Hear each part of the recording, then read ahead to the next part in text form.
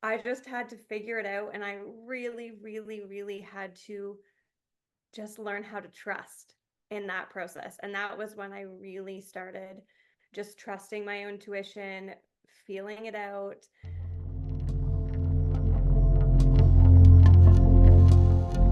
Today, we're talking to Becky Coleman. She shares with us her healing journey, her connection to her intuition, giving us insight on how to really listen and connect to our mind, body, and spirit. Becky, welcome. Welcome, welcome. Let's get right into your story because I know I've known you for a while now. I know that you've gone through quite a journey. Do you mind sharing that journey with us? Yeah, absolutely. It's so funny. As soon as you say like where to begin, right? It's so crazy on this journey. I feel like you can live so many lifetimes in such a short little amount of time. Um, my journey, my story. I was a full-time hairstylist. I owned a big, busy salon, like not big actually. I guess it would probably be considered small, but I had like the stylist, the whole thing. I thought my dream was to just own a really successful hair salon, and I was kind of just like going through the motions. I went from working for someone, then being a chair renter, to obviously the next step is owning a hair salon, and I did it. I manifested the dream, just to find out that it wasn't actually my dream. I was just ticking the boxes in the order that I thought that they were supposed to go. I became, I guess, like internally just like really angry. I was bitter. I was angry. I was wildly burnt out. And looking back now, it's so clear to me that like if anyone ever needed anything from me, I was always like angry about it. I was like reactive because I was so burnt out. I had nothing left to give and I thought that I was giving it my all. So COVID hit and we had the first closure, and that was obviously like a wild journey of navigating like not being able to go to work, but like we all kind of moved through that on a global scale. And then we came back and I kind of just had this moment where I was like, if there's another closure, like I don't know if this is where I'm meant to be. I don't know if I'm gonna open back up. Like maybe it's time to shut this down and reevaluate. And I had like the conversations with my husband, and I was very fortunate to have a really supportive partner in this. And another closure happened. And I was like, I'm shutting it down. I'm shutting down my business. We're gonna renovate, move it home. And in that period, though, I had gotten my second level of Reiki training. So I got my first level. It was like new and it shifted things a lot for me. I don't think I actually give it enough credit, like give that experience enough credit because things really started to shift for me then. But when I got that level 2 attunement and training, things really like it felt like everything blew up. But because the dreams that I had built up didn't align for me at all. So that was kind of when things really started to shift and when I shut things down. And after I was able to actually like remove myself from that environment and really say like what is it that I want? Like what is my path? What do I actually want to create next? This idea kind of just like dropped in and it was like hair and healing. You're doing hair and healing. And I was like, what does that even mean? What does that even look like? Like this was the beginning of 2021. Like wellness and healing modalities were still considered like woo woo or weird, or even to some people like a little taboo, right? And even back then, I wasn't even really open about my Reiki practice or anything, or like getting my trainings and attunements, because it was still, I had this like silent little fear of like, I don't want to be considered like the Reiki lady, because back then people still thought it was weird. But I was like, okay, whatever. Like, clearly, this is what I'm meant to do. I'm just going to trust. I'm just going to figure it out as I go. And it was this wild challenge of trying to navigate this new type of business where I didn't have anyone that I could like follow, that I could look up to, that I could say, well, how is this person doing it? I just had to figure it out. And I really, really, really had to just learn how to trust in that process. And that was when I really started just trusting my own intuition, feeling it out, seeing what intuitively came in, and slowly putting it out there, having the conversations with people. And honestly, I was still terrified. I still had like, I had confidence issues with it. I was scared, and I didn't even just like fully put it out there. I was like, I'm just gonna dabble with it. So I still was doing like full-time hair, and then I was like, maybe I'll just like kind of quietly offer it in between. And honestly, I don't even know, it wasn't very many months before I just like burnt myself out again. Like I was like, okay, cool. So I had this beautiful new idea drop in. I know what my path is, but I'm still going to try and keep a foot in the old one, right? Like I'm just going to try and hold on to that old identity because it's scary to let go of. And I also realized how much worth I had and like how much of my value I placed on being busy and how many clients I saw and just being liked by people, like, right? Like not ruffling any feathers. So I finally shifted into full on hair and healing, and it was beautiful, but I still overdid it with the schedule. We And do that, don't we?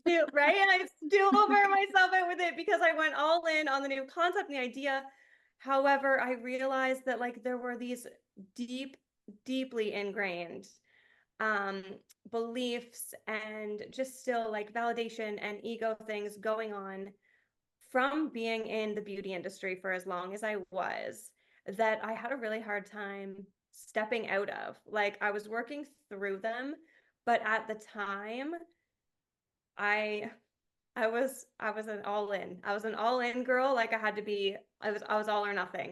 So I fully left the beauty industry. I was like, you know what, I'm out. My body started shutting down. And for me, like I know once that things start to integrate for me on a physical level, like when I start shutting down physically, I'm like, okay, I don't want to end up in the hospital with this. I need to full stop. And I truly believed that I left the beauty industry forever when I did that. I sold most of my stuff. I sold like my chairs. I sold so many tools, fully left, shifted things, and I went on like this full journey inward. So I had been over hustling for so many years. I was living in the masculine. I was like, I need to shift things and really rebalance my feminine. And I went all in on the feminine. So I went from hard right to hard left. And I was like, this is how we're going to do it. And I slowed right down. I was just doing energy work in circles. And I don't even know how many months it was, but my husband and I were on vacation. I woke up like our first morning. I think we were in Costa Rica. And I was like, I'm doing hair again. And he was like, are you kidding me? And I was like, no, I really think I'm doing hair again. And it was this really bizarre thing where it shifted me back into still like stirring up some of like the layers and remnants of the beliefs that I thought that I had worked through of like, okay, like all of the questioning of like, what are people going to think? What are people going to say? But it was this beautiful way for me of like, I was able to let go and shed those old identities by leaving that industry. And I was able to start over with that concept, with my fused beauty concept of like the hair and healing together from that new version of me. And I was able to do it brand new. I was able to start my schedule over. I was able to help, like, I love to schedule my work schedule and my personal schedule like around my menstrual cycle. So I was actually able to have like a full reset of I can actually do this how I want to do it, how it works for me, not how it works for everyone else, not how society says I'm supposed to do it. And I can just start over. And it literally felt like I was brand new. I was starting a clientele from scratch, like not actually, like obviously, like people were like, yes, I'm so excited. But I got to do it how it actually was always meant to be without just all of the old stuff kind of hanging in the way. Yeah. Yeah. So what are you doing? What are you doing now? What does your business look like? What are you, I saw you're doing a show of sorts. Is that still in the making? Yes, it is.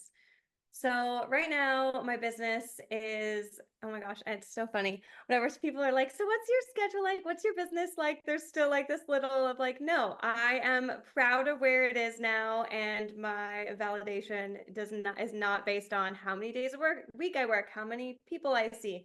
I see clients 3 days a week now. And that for me is like perfect. And some weeks of my cycle, even I'm like, oh my God, this feels like so much.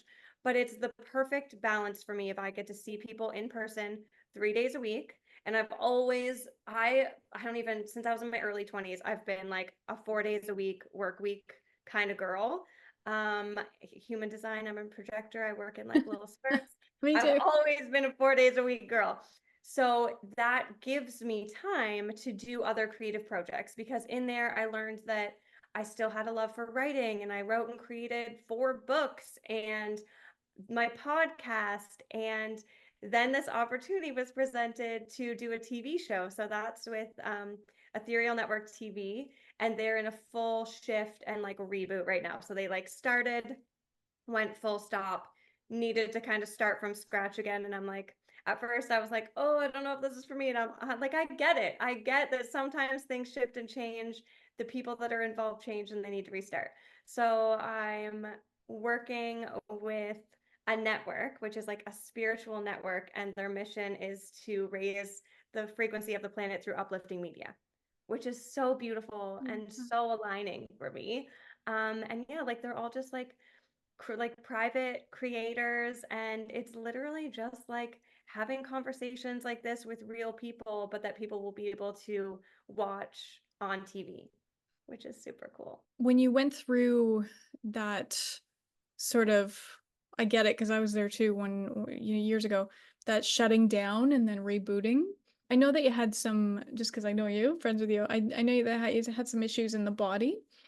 Did you ever find that was linked, that sort of represented something? Do you know what I'm getting at? Like spiritually represented your shoulders, spiritually represented something that was going on for you? Yeah, absolutely. Mine, so like my breaking point was my hands. Mm. I wasn't able to like hold on to things. And like looking back, I was grasping on to old versions of me and old identities and old ways of being so tight that like I physically actually couldn't hold on to things anymore. So like you saying that, I was just like oh yeah, yeah, absolutely it was. Yeah. And yes, like my shoulders were always something that I actually haven't told very many people is that before I opened my first salon, I had a conversation. I had shoulder problems. I had the conversation with my nurse practitioner, and she's like, Becky, I don't want to be the one to say this to you, but you need to choose a new career. And I was like, nice try, lady. I'm about to open a salon. I just signed a lease. That's not happening. And I just shut it all out. Like I did some physio appointments and I was like, no, I'll figure it out. And it's funny because I'm like, that was already kind of like showing in my body back then. And it was that like I tried to carry this weight. Like I thought that I could fix the industry by opening a hair salon. Like that was what I tried to take on. I was like, I'm going to open this space that feels like a safe space for people to come to work, for people to come and get their hair done. That's going to, even if it's just like 1 hour of like their 6 month period, that they feel safe to just like be themselves and just to be seen and heard and feel like they're listened to and loved and all the things. I took all of this on and I didn't realize it at the time that like I was putting all of this weight on my shoulders. And that was what I was trying to carry. And that was the expectation I had for myself, for my employees, for everything, like unfair expectations across the board. But yes, absolutely. Yeah, I know we do it to ourselves, right? We do it. Oh my gosh. And it's normal. It is absolutely normal that people do this to themselves. I see it every day. I imagine you see it every day with clients. And it's just about holding that space for them to move through that. And I know that you do. You did that for me when I was seeing you, right? And yeah, so tell me about what is your favorite, if you have a favorite, when people come to get their hair done? I know that you offer little mini sessions along with that. I just love it. What's your favorite thing to do in those sessions? Oh my gosh, honestly, like I'm gonna say almost the same thing that I say with when people ask me what my favorite hair service is. Depends on the day. Depends on the day. It depends on where I'm at in my cycle. It depends on the person and what they need. And one of my favorite things is that it always looks different. So depending on where that person is, like what they're going through in their life or where their nervous system is when they come in, I like to say that sometimes it seems like it almost feels backwards to say it, but like if people are feeling really good when they show up, usually we're able to like deep dive into the deeper stuff. Like we're able to go back, do some like generational healing. We're able to like tap in and release like generational limiting beliefs because they have the capacity to do it, because they're feeling good and it's not going to spiral them down into anything. If someone comes in and they're like in it, like they've had a week, a month, it feels like things are just like happening, like they're in this like snowball of chaos, Reiki is where we go. We just need to focus on calming their nervous system. I recently introduced like bioenergetic frequency, like if you heard of like the Healy device, and Yeah. I was like nervous about it, like I was on the edge for a while, and I introduced that this week. And we've been doing that. So like while we're either preparing for hair stuff or like while I'm putting foils in or whatever, we're able to like calm their nervous system first with the frequency, like I like clip it on the cape. And then when we move into other things, we're able to hit such a deeper level because they're already ready. Like their nervous system has already chilled out and calmed down. They're able to like actually ground and recenter into their body. And then they're just ready. And every single one of them has been like, I don't know what this little thing is doing, but like this hits differently, which has been really cool because it's neat to be able to bring different modalities together in the same kind of session. And yeah, it really depends on what the person needs that day. When we're sort of shut down, it's it's like there's a wall up around us and it's hard to permeate that wall, right? So it's so lovely to have those bioenergetics. Let's talk about limiting beliefs. I love releasing limiting beliefs, right? Um, Tell me about your journey, if you will, with limiting beliefs. Oh, yes, absolutely. Okay, I love this question.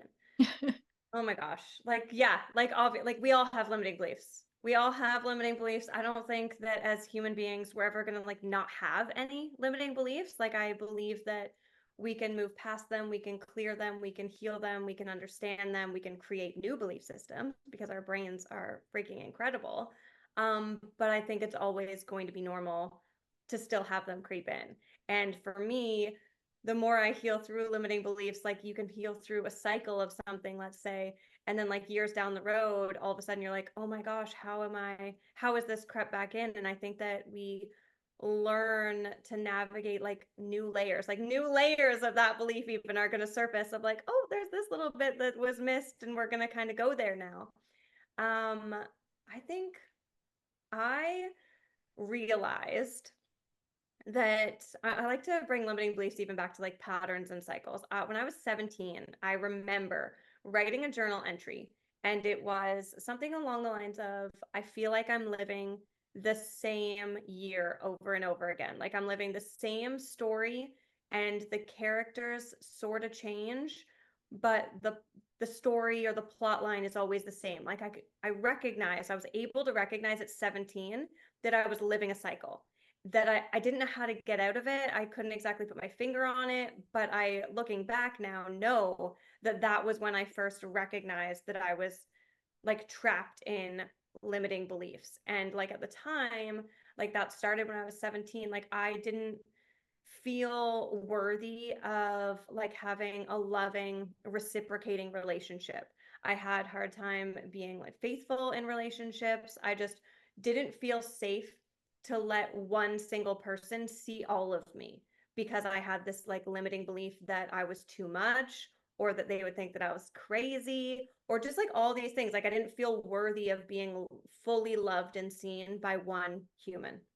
And I struggled with this through my late teens, through my 20s. And it was one of those things that like it took me so, like, I don't want to say it took me so long, but it took so much self-acceptance and self-love and just like work around like the limiting belief not being worthy. So really like worthiness work to be able to fully accept myself for all that I was in order to feel safe to be accepted by somebody else. And obviously this is a limiting belief that I feel like is, I very lovingly was able to fully work through, because then once I was able to work through that, I was reconnected with my husband. We had gone to high school together, but like we weren't very close. And that was the first relationship that I had ever been in that I felt actually safe to fully be seen, to be my whole self, to say all that I needed to say, and know that like if it was received, beautiful. If it wasn't, like that's okay. And yeah, that was my biggest experience with overcoming limiting belief, because the relationship one was a really big one for me. Taking clients through limiting beliefs about self-love. I mean, that seems to be the biggest one.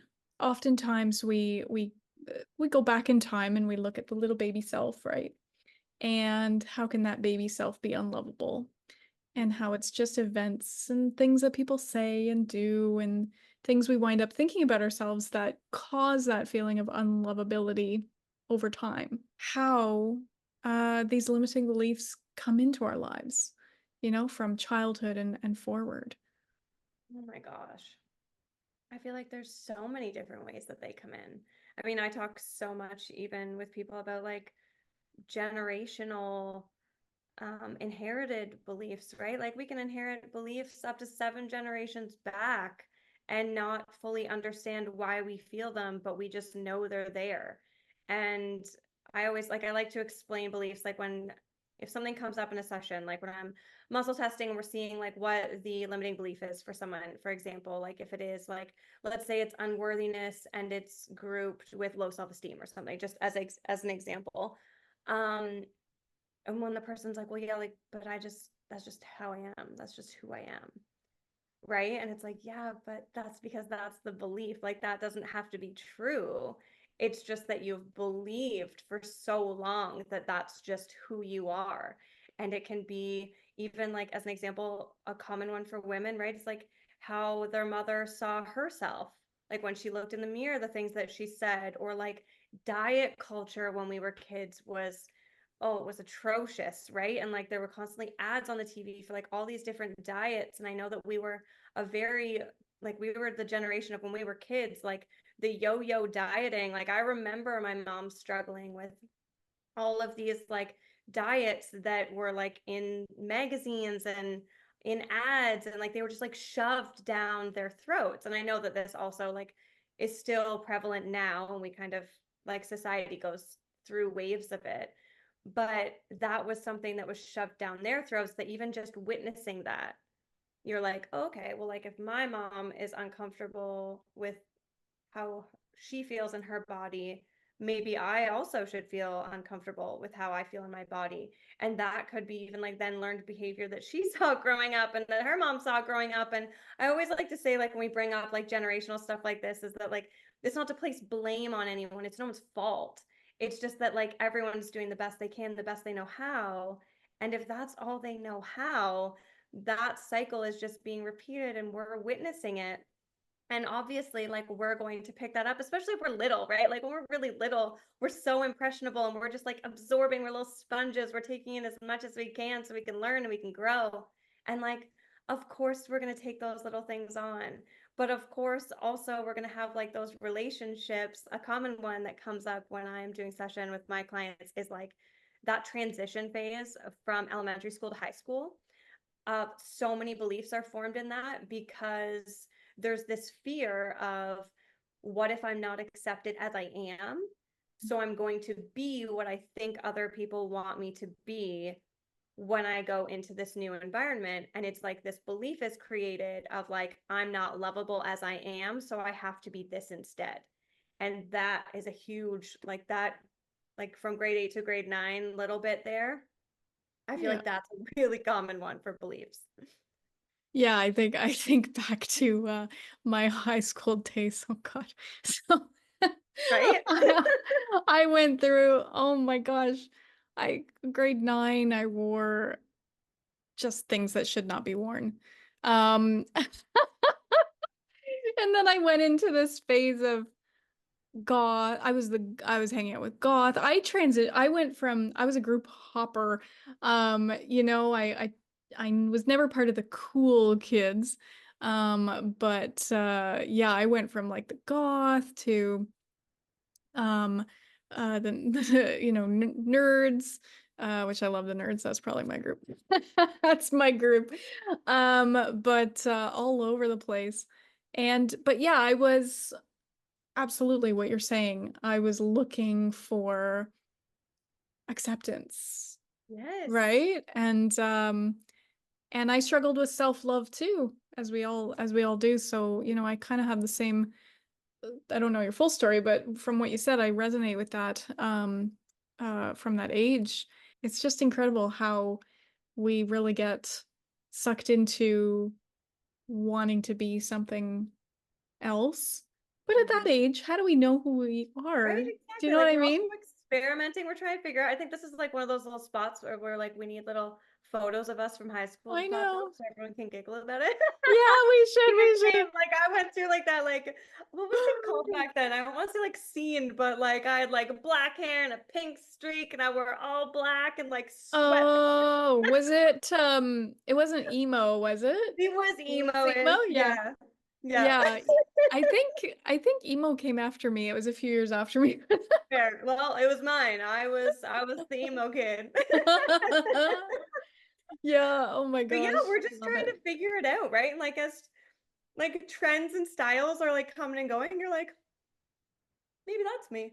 Maybe that's Right? how I want to dress. Maybe Yeah. that's how I want to be. And I was the Yeah. same. I hopped around from different like groups too, right? Like you didn't Yeah. really like fit into any one like clique. So you kind of just like molded or like found a balance of the in between. Yeah, I Exactly. get that. Exactly. I remember this line of clothing came out, and I don't know, it definitely wasn't a line of clothing that you'd find in Old Navy or something, or it was called I'm pretty sure it was called nymph clothing.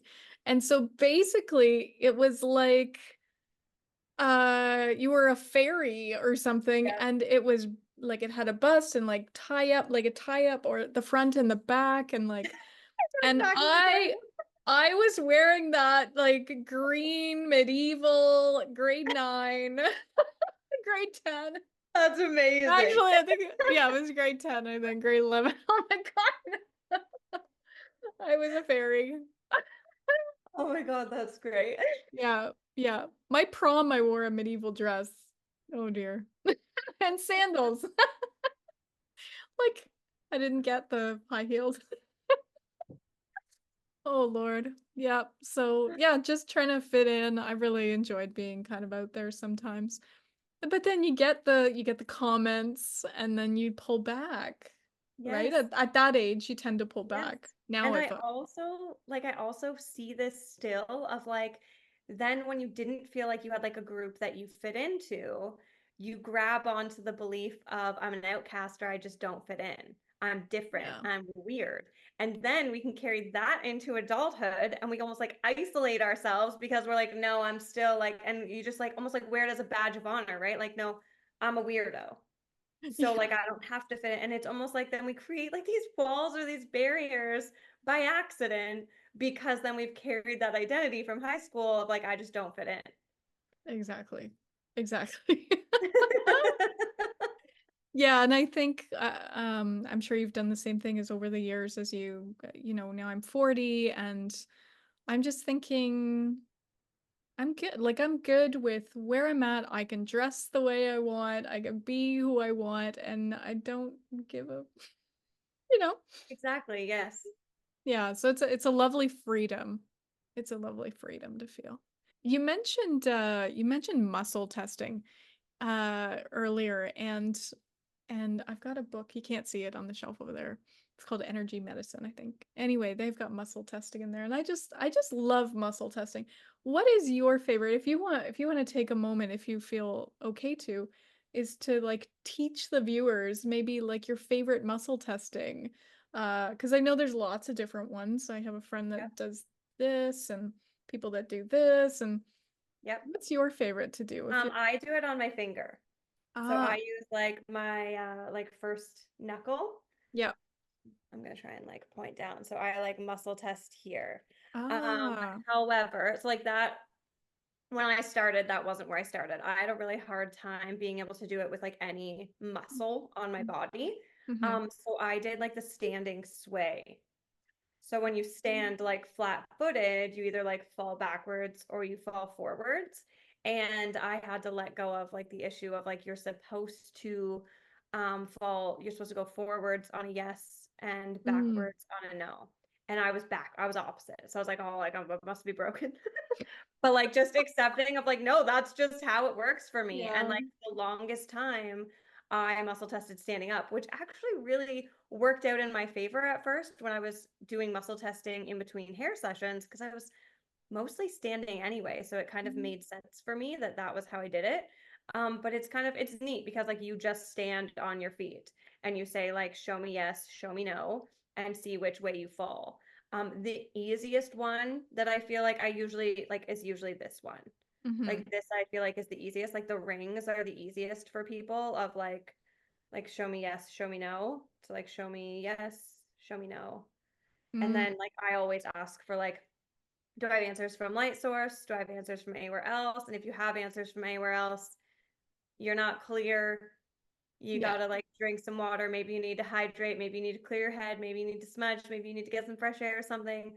Step away and come back.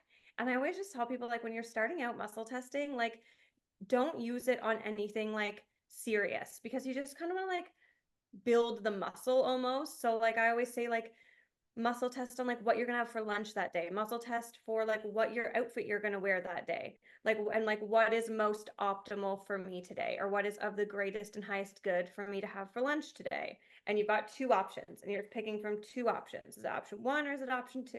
Mhm. Yeah, I like that. But yeah, just like it's like easing in because there's also this thing that like we forget of like, well, I mean, obviously, like people have this like distrust with themselves. And if you do have like, if that distrust and the ego is really overpowering the mind, your ego is obviously going to sway your muscle testing. So just like clearing your head, allowing yourself to center in. If you're someone that needs to like even like say a blessing, like before I Reiki myself, I like to say like a little blessing. I invite in like the Reiki masters, like the angels, the saints, the spirits, the guides, whatever names you want to put on it, just to like support you. If you're someone that just needs to feel that little bit of extra support before you just dive in until you get comfortable just like connecting with your higher self to do it. It's big in the world right now. I think, well, sometimes I wonder if it's actually big or if it's just my SEO. But like the my feed seems to feed me everything that I think is actually happening in the world, right? What's out there right now a lot in the feeds across the internet is manifesting. So what are your thoughts on manifesting? Do you have a go-to? Do you try it? Um, What do you think yeah, about it? People get really, really down on themselves when it doesn't happen for them. And I think that's worth talking about. yeah, absolutely. I love this topic, and I love that that's what's showing up in your field right now because that's not at all what I'm seeing. I was like, oh, she's gonna say burnout. All I've been seeing is things about burnout. Ah! I love that it's manifestation. Okay, yes, let's talk about manifestation. I'm a manifestation girl. Okay, like I've always been into manifestation and just didn't realize, like, I didn't know that that's what it was. It's just kind of always something I've been into. I guess my view on it is different than the average person. I don't want to say I don't believe in, but I believe in manifesting feelings. So the feeling that you want from something. I think that mainly where people get hung up is they try to manifest things. So like job titles, materialistic items, like a size of a house or a property or something. And the way I view it is I invite people to get clear on how they think that that will make them feel. And if you can't really, really, really get solid on like how that's going to make you feel and like why that's important, it's probably being manifested from the ego. And it's trickier to manifest things from the ego because we don't actually have like the solid why behind it. I also believe that I know that it's really common to like manifest something and then just put it out and like never think about it again. It's going to come. I believe in getting clear on the feeling that you want to manifest. So, like, let's say you think that you want a different job. let's say like where you are in your career, you're like, I hate this, it's not lighting me up. This is what I think that I want. And instead of actually like putting a full title on that of like what is it that about that new job that you want to feel. So like let's say you want to feel inspired and you want to feel passionate and you want to feel more financially stable or secure. And then breaking that down daily of I like to like incorporate this into a morning routine of just taking a couple minutes like with your coffee or your tea and feeling into how do you already feel those feelings now. So like in your current life, where are those feelings present, or like when do you feel them? Like small teeny tiny scale of like when do I feel inspired, when do I feel passionate, when do I feel emotionally stable, and allowing yourself to like actually feel them in your body and actually be grateful for them, because I think this is the part that most people like bypass. If we aren't open to actually feeling those feelings in our body now, what are we going to do when they're actually given to us on a bigger scale? And I think that's where we then like miss the manifestation, or it doesn't come because we haven't actually built up that capacity to be able to receive it. If Mm-hmm. it were presented to us, let's say it's presented in a way that isn't the outcome that we had fixated on, it's kind of coming around in a different way. There's a door that's being offered to be opened. We're like, that's not it. And we fluff it off because we haven't actually built up that capacity to be able to receive it. So we think that that's not the way, that can't be the path. And we just like close the door, or we just look in the other direction. Or we're just so hung up on it's not coming, it's not coming. What am I doing wrong? That we're just not open to receiving it anyway. I love that. I think emotions are so big. I had a couple years ago, I had something kind of take off online. I thought I was going to be super excited, and I was terrified. Terrified, and I shut down. I everything happened. It was like a tsunami of people, right? Mm-hmm. And that still, I noticed when I started asking myself, like, why are, these things kind of happening again for me? Yeah. I was like, oh, wait, this is something I have to look at. Um, so yeah, I get it. Like, you gotta get there and be able to hold space for it. Exactly. Because, I thought I could hold space for it before, and I had trouble holding space for it. Bits and pieces of that kind of thing happened again over the last couple years, but nothing in that same capacity. And where I want to be is being held back by a little bit of fear still, right? So it is something that definitely needs working Oh, on. well, and like it seems so silly and like so small and simple to like feel into gratitude for how those emotions already exist, but like there is something to be said about building the capacity, because the more we allow ourselves to be able to feel safe in experiencing those positive emotions that we're trying to manifest on a bigger scale, the more we build that capacity to be able to receive it bigger scale. And like of course fear is still going to come in, we're still going to be human, we're still going to have like limiting beliefs that come up, but it's not going to feel so overwhelming Yeah. because we've slowly grown that capacity, because we've been